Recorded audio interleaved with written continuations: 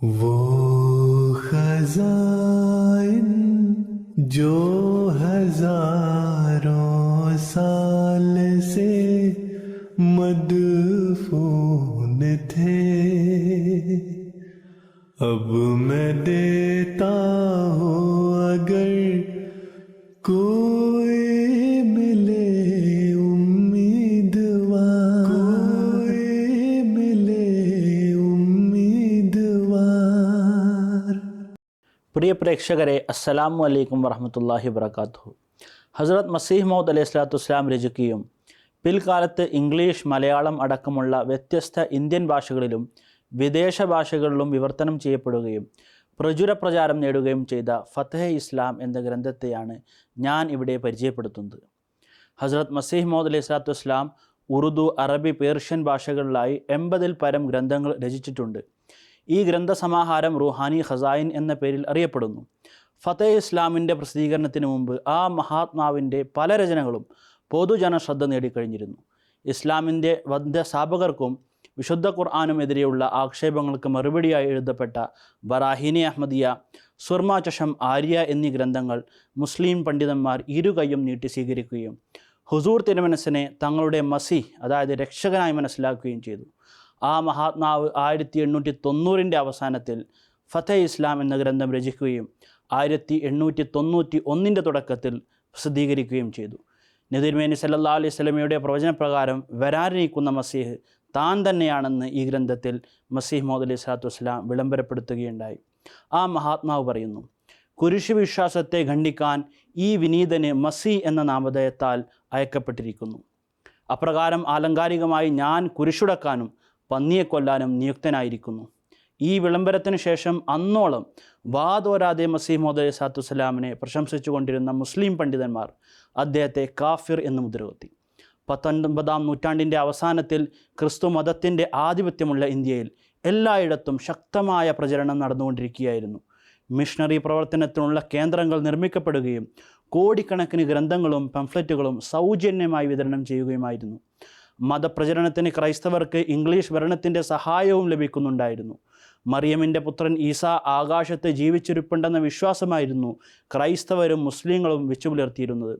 തൽഫലമായി ലക്ഷക്കണക്കിന് മുസ്ലിങ്ങൾ ഇസ്ലാം മതം ഉപേക്ഷിച്ച് ക്രിസ്ത്യാനികളായി മാറിക്കൊണ്ടിരിക്കുകയായിരുന്നു. ഉള്ളിൽ തന്നെ അവിഭക്ത ഇന്ത്യയിലെ മുഴു ജനവിഭാഗങ്ങളും താമസിയാതെ ക്രിസ്തുമതത്തിലേക്ക് പരിവർത്തനം ചെയ്യപ്പെടുമെന്ന് തോന്നും വിധം മതപരിവർത്തനങ്ങൾ നടന്നുകൊണ്ടിരിക്കുകയായിരുന്നു. ഈ ഗ്രന്ഥത്തിൻ്റെ ആകസാരം ടൈറ്റിൽ പേജിൽ ഇങ്ങനെ നൽകിയിരിക്കുന്നു: ഇസ്ലാം മതവിജയത്തിൻ്റെയും ദൈവത്തിൻ്റെ പ്രത്യേകമായ മഹിമവിലാസത്തിൻ്റെയും സുവാർത്തയിലേക്കും സഹായ മാർഗങ്ങളിലേക്കുമുള്ള ഒരു വിളിയാളം. ഈ ഗ്രന്ഥം രചിക്കാനുണ്ടായ ഉദ്ദേശം വിശദീകരിച്ചുകൊണ്ട് ആ മഹാത്മാവ് പറയുന്നു, ഇസ്ലാമിൻ്റെ പിന്തുണക്കും രക്ഷയ്ക്കുമായി ദൈവം എന്നിൽ ഭരമേൽപ്പിച്ച ദൈവ സംവിധാനമായി ബന്ധപ്പെട്ട ഒരു അതിപ്രധാന കാര്യത്തിലേക്ക് ഈ വിനീതൻ നിങ്ങളുടെയെല്ലാം ശ്രദ്ധയെ ക്ഷണിച്ചുകൊള്ളട്ടെ. അല്ലയോ സത്യാന്വേഷികളെ, ഇസ്ലാമിനോട് യഥാർത്ഥ സ്നേഹമുള്ളവരെ, ഈമാൻ അഥവാ സത്യവിശ്വാസം എന്ന് പറയുന്നതെന്തോ അതിൻ്റെ സ്ഥാനത്ത് നാവ് കൊണ്ട് ഉച്ചരിക്കപ്പെടുന്ന ചില വാക്കുകൾ മാത്രമേ ഉള്ളൂ. ആമാലെ സാലിഹാത്ത് അഥവാ സൽക്കർമ്മങ്ങൾ എന്ന് വിളിക്കപ്പെടുന്ന കാര്യങ്ങളൊക്കെ ആകട്ടെ ഏതാനും ചില ആചാരങ്ങളും ബാഹ്യ പ്രകടനങ്ങളും കാണിക്കാൻ വേണ്ടി മാത്രമുള്ള പ്രവൃത്തികളും ആയിട്ടാണ് കരുതപ്പെടുന്നത്. കോളേജുകളിൽ പഠിക്കുന്നവർ അധികവും തങ്ങളുടെ അത്യാവശ്യ പാഠങ്ങൾ വശമാക്കുന്നതിന് മുമ്പായിട്ട് തന്നെ മതത്തോടും ദീനി സഹതാപത്തോടും വിട പറയുന്നു. വിശ്വസ്തതയും സത്യസന്ധതയും തികച്ചും നഷ്ടപ്പെട്ട നിലയിൽ ഭൂമിയിൽ നിന്നും അപ്രത്യക്ഷമായി കഴിഞ്ഞിരിക്കുന്നു. സമ്പത്തു നേടുന്നതിനുള്ള ചതിയും വഞ്ചനയും അളവറ്റ നിലയിൽ വർദ്ധിച്ചിരിക്കുന്നു. അക്കാലത്തെ ക്രൈസ്തവരെ സംബന്ധിച്ച് ആ മഹാത്മാ പറയുന്നു, ഇസ്ലാമിനെ നശിപ്പിക്കുന്നതിന് വേണ്ടി കളവിൻ്റെയും കൃത്രിമത്വത്തിൻ്റെയും സകല തന്ത്രമന്ത്രങ്ങളും അങ്ങേയറ്റം പ്രയാസപ്പെട്ടു സൃഷ്ടിച്ചെടുത്തുകൊണ്ട് അവർ യഥോചിതം പ്രയോഗപ്പെടുത്തിയിരുന്നു. സകല പരിശുദ്ധാത്മാക്കളുടെയും മകുടമണിയും സകല പുണ്യപ്രവാചകന്മാരുടെയും നായകനുമായ ആ പുണ്യ മനുഷ്യനെ അങ്ങേയറ്റം അവഹേളിച്ചു കൊണ്ടിരിക്കുകയും ചെയ്യുന്നു. അല്ലയോ മുസൽമാന്മാരെ, ഈ വിനീതൻ്റെ ആവിർഭാവം ക്രിസ്ത്യാനികളുടെ ഐന്ദ്രജാലികമായ അന്ധകാരങ്ങളെ നീക്കുന്നതിന് വേണ്ടി അള്ളാഹുവിൻ്റെ ഭാഗത്തു നിന്നുള്ള ഒരു ദിവ്യാത്ഭുതമെന്ന നിലയിലാകുന്നു. ഇന്ദ്രജാലത്തിനെതിരെ ദിവ്യാത്ഭുതം ലോകത്ത് പ്രത്യക്ഷപ്പെടേണ്ടത് ആവശ്യമായിരുന്നില്ലേ? അല്ലയോ വിവേകശാലികളെ, ഈ അന്ധകാരത്തിൻ്റെ നാളുകളിൽ അള്ളാഹു തക്ക സമയത്തു തന്നെ ഒരു സ്വർഗീയ പ്രകാശം ഇറക്കിയതിലും കലിമത്തുൽ ഇസ്ലാമിനെ ഉയർത്തിക്കാട്ടുന്നതിലും ഹസ്രത്ത് ഖൈറുൽ അനാമിൻ്റെ പ്രകാശം പരത്തുന്നതിനും മുസൽമാന്മാരുടെ പിന്തുണയ്ക്ക് വേണ്ടിയും പിന്നെ അവരുടെ ആന്തരിക നിലയെ ശുദ്ധീകരിക്കുന്നതിനുദ്ദേശിച്ചും തൻ്റെ ഒരു ദാസനെ ഈ ലോകത്തേക്ക് അയച്ചതിലും നിങ്ങൾ അത്ഭുതപ്പെടേണ്ടതില്ല.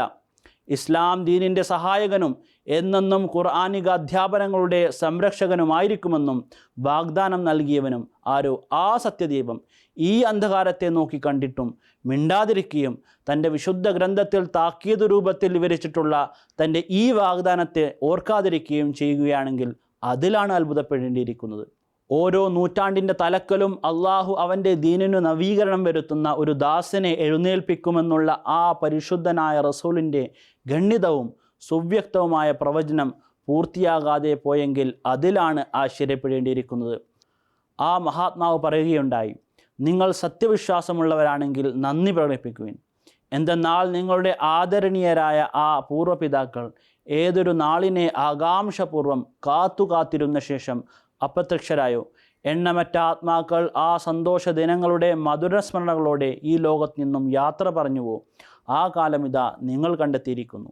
മനുഷ്യരെ നന്മയിലേക്ക് നയിക്കുവാൻ തക്ക സമയത്ത് അയക്കപ്പെട്ടിട്ടുള്ളവൻ ഞാൻ തന്നെയാകുന്നു. തന്നെ മറിയമിൻ്റെ പുത്രൻ ഈസ എന്ന് വിളിക്കപ്പെട്ടതിൻ്റെ യുക്തി വിരിച്ചുകൊണ്ട് ആ മഹാത്മാവ് പ്രസ്താവിക്കുന്നു. നാം ജീവിക്കുന്ന ഈ കാലഘട്ടം മസീഹിബിന് മറിയമിൻ്റെ കാലത്തെ ജൂതന്മാരിലെ പ്രചരിച്ചിരുന്ന എല്ലാതരം തിന്മകളും അതിൻ്റെ പൂർണ്ണ രൂപത്തിൽ പ്രകടമായിട്ടുള്ളതിനാൽ അതിനോട് തികച്ചും സാദൃശ്യമുള്ള ഒരു കാലഘട്ടമാകുന്നു. നമ്മുടെ കാലത്തെ അധികം ഉലമാക്കളും അക്കാലത്തെ ശാസ്ത്രിമാരിൽ നിന്നും പരീശന്മാരിൽ നിന്നും ഒട്ടും വിഭിന്നരല്ല. കൊതുകിനെ അരിച്ചു നീക്കുകയും ഒട്ടകത്തെ അപ്പടി വിഴുങ്ങുകയും ചെയ്യുന്നവരാണവർ. സ്വർഗരാജ്യം മനുഷ്യർക്കായി കൊട്ടിയടക്കുന്നു, സുദീർഘമായ നമസ്കാരം അനുഷ്ഠിക്കും. എന്നാൽ അവരുടെ ഹൃദയത്തിലാകട്ടെ ആ യഥാർത്ഥ ആരാധ്യന് നേരെ സ്നേഹമോ ആദരവോ ഇല്ല. മിമ്പറിൽ കയറിയിരുന്ന് വികാരഭരിതങ്ങളായ ഉപദേശപ്രസംഗം നടത്തും. എന്നാൽ അവരുടെ സ്വകാര്യ ജീവിതം മറ്റൊന്നായിരിക്കും. ഇതൊക്കെ സംഭവിക്കേണ്ടത് തന്നെയായിരുന്നു. എന്തെന്നാൽ ഈ ഉമ്മത്തിൽ ജൂതരോട് തികഞ്ഞ സാദൃശ്യമുള്ള ഒരു കാലം വരുമെന്നും നബി തിരുമേനി സല്ലല്ലാഹു അലൈഹി വസല്ലം പ്രവചിച്ചിട്ടുണ്ടായിരുന്നു. അപ്പോൾ അത്തരം ഒരു കാലത്ത് പേർഷ്യൻ വംശാവലിയിൽപ്പെട്ട ഒരു ആത്മീയ പുരുഷൻ ജന്മമെടുക്കും.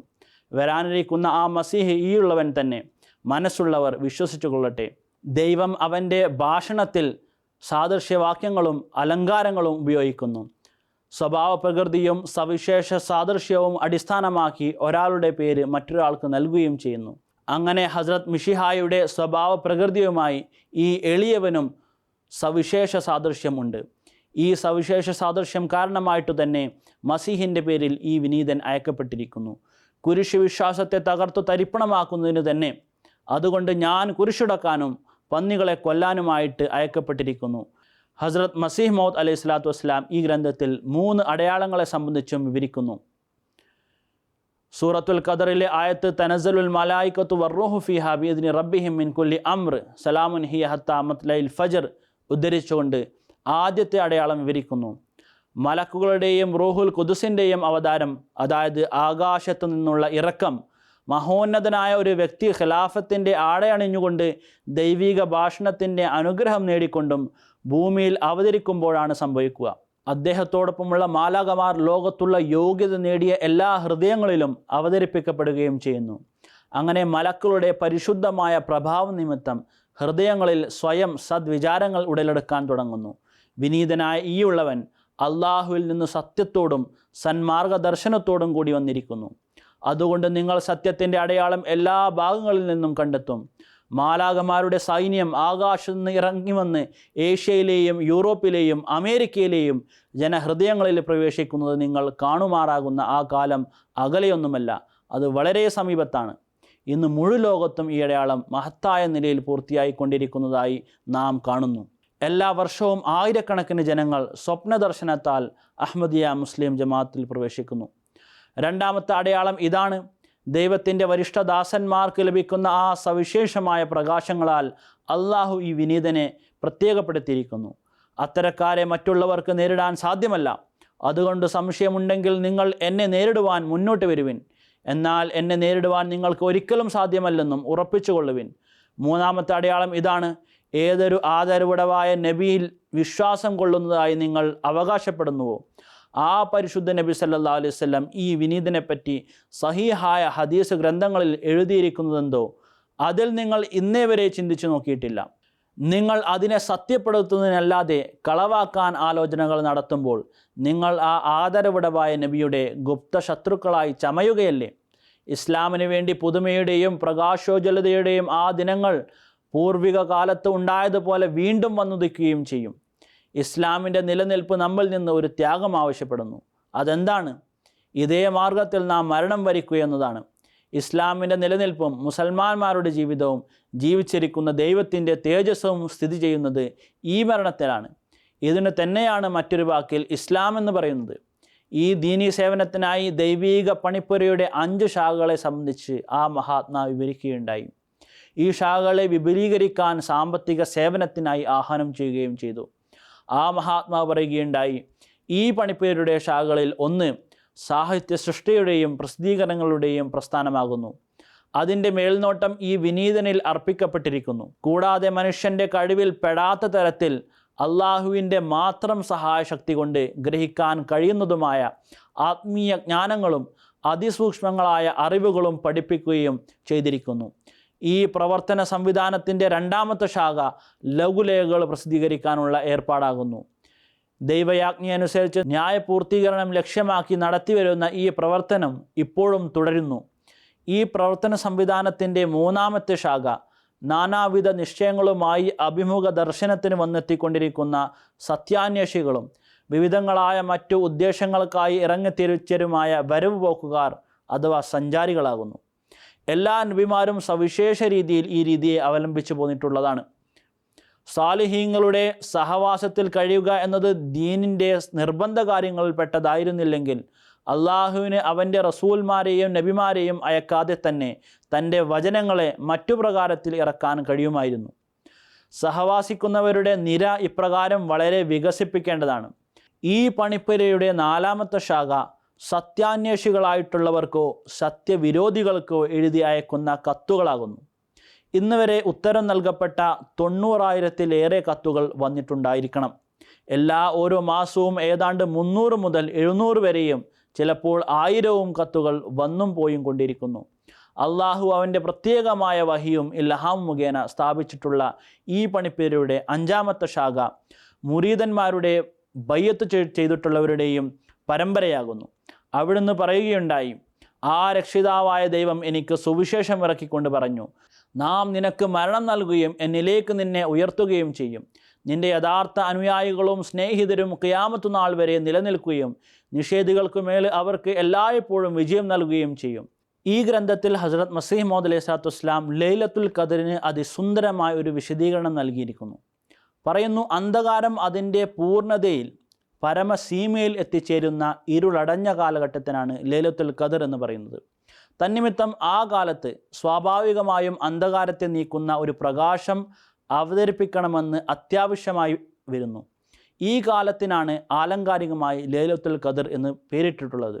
ഇതിലേക്കാണ് ലൈലത്തുൽ ഖദരി ഖൈറും മിൻ അൽഫ് ഷഹർ എന്ന ആയത്തിൽ പ്രതാപവാനായ അള്ളാഹു സൂചന നൽകിയിരിക്കുന്നത്. അതായത് ലൈലത്തുൽ ഖദറിൻ്റെ പ്രകാശത്തെ കാണുന്ന കാലഘട്ടത്തിൻ്റെ പരിഷ്കർത്താവിൻ്റെ സാമീപ്യ സമ്പർക്കം നേടുന്ന ആൾ ആ ദീപ്തിമത്തായ കാലഘട്ടത്തെ പ്രാപിച്ചിട്ടില്ലാത്ത ഒരു 80കാരനായ വൃദ്ധനേക്കാളും ശ്രേഷ്ഠനാകുന്നു. അല്ലയോ എൻ്റെ ഉറ്റവരെ, എൻ്റെ പ്രിയപ്പെട്ടവരെ, എൻ്റെ ജീവിത വൃക്ഷത്തിൻ്റെ പച്ചളിപ്പുള്ള ശാഖകളെ, ഈ കാലഘട്ടത്തിലെ അജയ്യ കോട്ടയാകുന്നു ഞാൻ. എന്നിൽ പ്രവേശിക്കുന്നവരാരോ അവൻ കള്ളന്മാരിൽ നിന്നും ഹിംസ്ര ജന്തുക്കളിൽ നിന്നും രക്ഷപ്പെടും. എന്നാൽ എൻ്റെ കോട്ട മതിലുകളിൽ നിന്ന് അകന്നു നിൽക്കാൻ ആഗ്രഹിക്കുന്നവൻ ആരോ അവന് മുമ്പിൽ ഏതു ഭാഗത്തും മരണം വന്നു നിൽക്കും. അവൻ്റെ മൃതശരീരം പോലും രക്ഷയിലായിരിക്കുകയില്ല. എന്നിൽ പ്രവേശിക്കുന്നതാരാണ്? തിന്മയെ കൈവെടിയുകയും നന്മയെ കൈവരിക്കുകയും ചെയ്യുന്നതാരോ അവൻ തന്നെ. വളഞ്ഞ വഴി ഉപേക്ഷിക്കുകയും നേരായ പാതയിൽ ചരിക്കുകയും ചെയ്യുന്നവനും പിശാചിൻ്റെ അടിമത്തത്തിൽ നിന്നും മോചനം നേടുകയും ദൈവത്തിൻ്റെ അനുസരണയുള്ള ദാസനായിത്തീരുകയും ചെയ്യുന്നവരാരോ അവൻ തന്നെ. അപ്രകാരം ചെയ്യുന്നവൻ എന്നിലാകുന്നു, ഞാൻ അവനിലും തന്നെ. ആ മഹാത്മാവ് പറയുന്നു, ഇവിടെ അള്ളാഹുവിൻ്റെ അനുഗ്രഹാതിരേകത്താൽ ഞാൻ ഒറ്റക്കാക്കപ്പെട്ടിട്ടില്ലെന്ന വസ്തുത വെളിപ്പെടുത്തുകയും അതിൽ നന്ദി പ്രകടിപ്പിക്കുകയും ചെയ്യാതിരിക്കാൻ എനിക്ക് സാധ്യമല്ല. അള്ളാഹു അവൻ്റെ പ്രത്യേകമായ അനുഗ്രഹ പ്രകർഷത്തിലൂടെ ഈ സത്യസന്ധത തിങ്ങി നിറഞ്ഞ ആത്മാക്കളെ എനിക്ക് പ്രദാനം ചെയ്തിരിക്കുന്നു. തുടർന്ന് ആ മഹാത്മാവ് ഹസ്രത്ത് ഹക്കീം മൗലവി നൂറുദ്ദീൻ സാഹിബ് റളിയല്ലാഹു തആല അൻഹുവിൻ്റെയും മൗലവി ഷെയ്ഖ് മുഹമ്മദ് ഹുസൈൻ മുറാദാബാദി റളിയല്ലാഹു തആല അൻഹുവിൻ്റെയും ഹക്കീം ഫസ്ലുദ്ദീൻ ബേരവി റളിയല്ലാഹു തആല അൻഹുവിൻ്റെയും മിർസ അസീം ബേഗ് സാഹിബ് മർഹൂമിൻ്റെയും സ്നേഹസേവനത്തെ പ്രശംസിക്കുകയും ചെയ്തു. ഈ ഗ്രന്ഥത്തിൻ്റെ അവസാനത്തിൽ ഹസ്രത്ത് മസീഹ് മൗഊദ് അലൈഹി സ്വലാത്തു വസ്സലാം പറയുകയുണ്ടായി, ഈ ജമാഅത്തിലുള്ള ചിലർ ഉണങ്ങിയ കൊമ്പുകൾ കണക്കെയുള്ളവരാണ്. ഞാൻ സത്യമായും നിങ്ങളോട് പറയുന്നു, അവർ അടുത്തു തന്നെ എന്നിൽ നിന്നും മുറിച്ചു നീക്കപ്പെടും. എന്നേക്കുമായി അള്ളാഹു എനിക്ക് നൽകിയിട്ടുള്ളവരും ഒട്ടേറെയുണ്ട്. അവർ എൻ്റെ ഉണ്മയാകുന്ന വൃക്ഷത്തിൻ്റെ പച്ചളിപ്പുള്ള ശാഖകളാകുന്നു. ഈ പ്രസ്ഥാനം അള്ളാഹുവിൽ നിന്നുള്ളതാണെന്ന കാര്യത്തിൽ സംശയം പ്രകടിപ്പിക്കുന്നവരോട് മറുപടിയായി, ഈ വൃക്ഷത്തെ ഇതിൻ്റെ ഫലങ്ങൾ നോക്കിയും ഈ നക്ഷത്രത്തെ ഇതിൻ്റെ തിളക്കം നോക്കിയും തിരിച്ചറിഞ്ഞുകൊള്ളുക എന്ന് ആ മഹാത്മാവ് പറയുകയുണ്ടായി. ഞാൻ ഒരിക്കൽ ഈ സന്ദേശം നിങ്ങൾക്ക് എത്തിച്ചു കഴിഞ്ഞു. ഇനി ഇതിനെ തള്ളുകയോ കൊള്ളുകയോ ചെയ്യുന്നത് നിങ്ങളുടെ ഇഷ്ടം. ആ മഹാത്മാവ് ഈ ഗ്രന്ഥം തൻ്റെ ഒരു ഫാർസി കവിതയാൽ അവസാനിപ്പിക്കുകയുണ്ടായി. ഹസ്രത്ത് മസീഹ് മൗഊദ് അലൈഹി സ്വലാത്തു വസ്സലാം രചിച്ച ഫതഹ് ഇസ്ലാം എന്ന ഈ ഗ്രന്ഥത്തിൻ്റെ മലയാള പരിഭാഷ അഹമ്മദിയ മുസ്ലിം ജമാഅത്തിൻ്റെ ഒഫീഷ്യൽ വെബ്സൈറ്റായിട്ടുള്ള alislam.org അതുപോലെ തന്നെ നെഷ്രോയിഷാത്തിലും ഗ്രന്ഥരൂപത്തിൽ ലഭ്യമാണ്. അള്ളാഹു നമുക്കെല്ലാവർക്കും ഹസ്രത്ത് മസീഹ് മൗഊദ് അലൈഹി സ്വലാത്തു വസ്സലാമിൻ്റെ ഈ ആത്മീയ ഖജനാവിൽ നിന്ന് ഉപകാരമെടുക്കാനുള്ള തൗഫീക്ക് നൽകി അനുഗ്രഹിക്കുമാറാകട്ടെ. ആമീൻ. വ ആഖിർ ദവാന അനിൽ ഹംദുലില്ലാഹി റബ്ബിൽ ആലമീൻ.